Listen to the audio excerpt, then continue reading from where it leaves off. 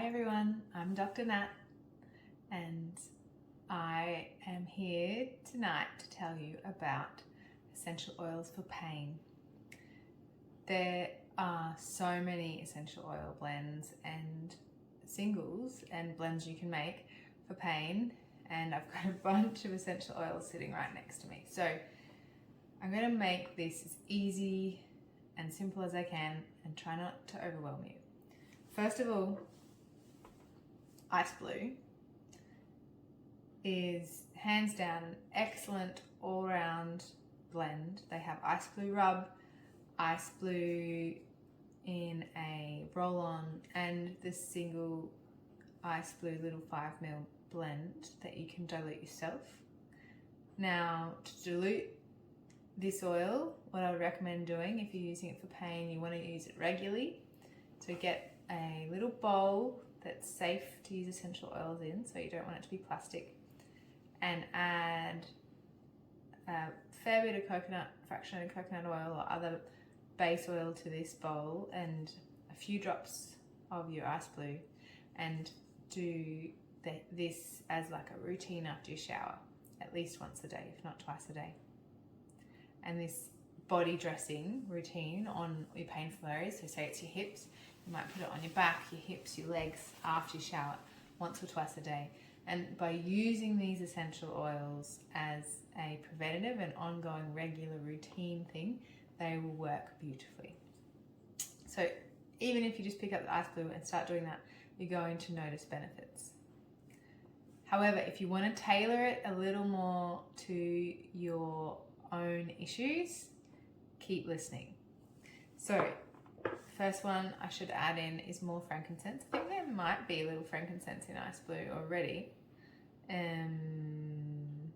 Helichrysum, wintergreen, camphor, peppermint, ylang ylang, blue tansy, chamomile, and osmanthus. No frankincense. So we need to add in frankincense for joints particularly. So if you do have something like hip pain in the joint or an elbow problem in the joint, frankincense is excellent for joint pain, and there's lots of research behind frankincense itself used in a herbal way, so the oil can also be beneficial.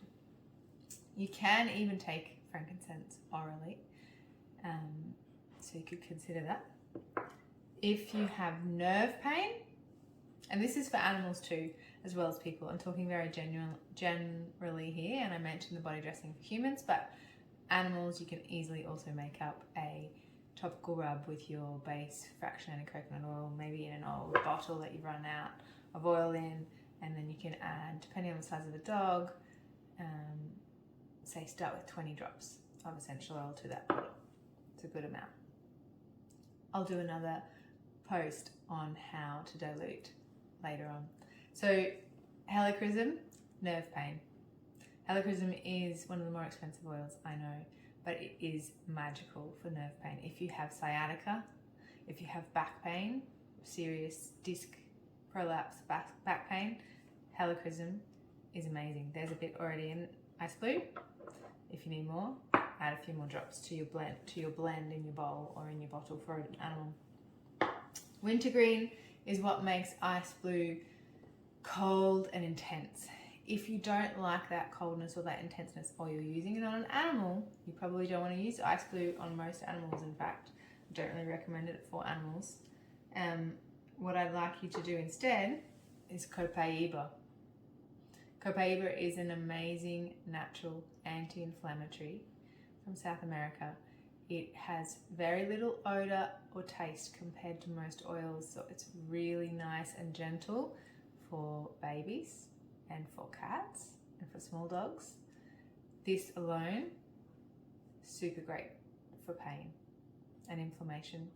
I use it in almost every blend because most disease has some level of inflammation. Inflammation is what causes most diseases. Also very safe to take orally. I prescribe it to my patients quite a bit. Okay, moving right along. If you want to make up your blend in a bowl or in a bottle, cypress is for circulation. Marjoram is for muscles, sore, painful muscles. If you just want a muscle blend, then go for your aroma touch. Dilute it, of course. Again, in your bowl, you could just try aroma touch if you're really achy and sore after doing lots of exercise. For your pet, would you use aroma touch? What's in here? Cypress, peppermint, marjoram, basil, grapefruit, lavender. Yes, you could, but you need to dilute it a fair bit. Peppermint's pretty intense, as can basil be, but it's not too intense a blend. It's much more gentle than wintergreen, so I would use that on a pet, but I would dilute it a lot. Headaches, past tense or peppermint. Peppermint alone is amazing for headaches, and my mum uses it every day. She used to use Nurofen every day, now she uses peppermint essential oil every day. Excellent for pain. Driving oil, so a great one to add to a blend because it really drives it in, but it's very cooling, so careful if you don't want to make your patient too cold or yourself too cold. There's your peppermint. Lastly, lemongrass is for ligaments, so if you have ligament injury or ligament issues like a rolled ankle, ligaments, lemongrass. And then finally I have green mandarin and turmeric here. I often will use those in a blend, or they are other options to take orally as pain relief.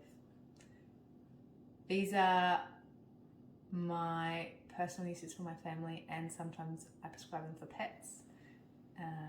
You need to educate yourself on using oils orally, no more than 20 drops a day for a human, and they have to be oils that you can use orally. Don't use other brands orally.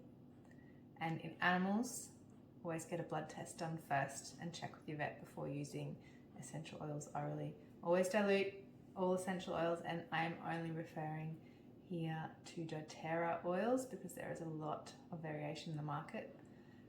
So topical use and oral use can be quite controversial. So make sure it's doTERRA, make sure you're diluting correctly. I will do another post on how to dilute and how to make blends safely. Please like and share my posts. I hope this was a great, quick, fast review on a bunch of oils that help with pain relief and inflammation. There's heaps more as well. I didn't even mention ginger. Ginger's also great for joints. And there's heaps of others that I would add to a blend too. But this is an area where you will see results quickly and you won't deny that it helps. All right, good night.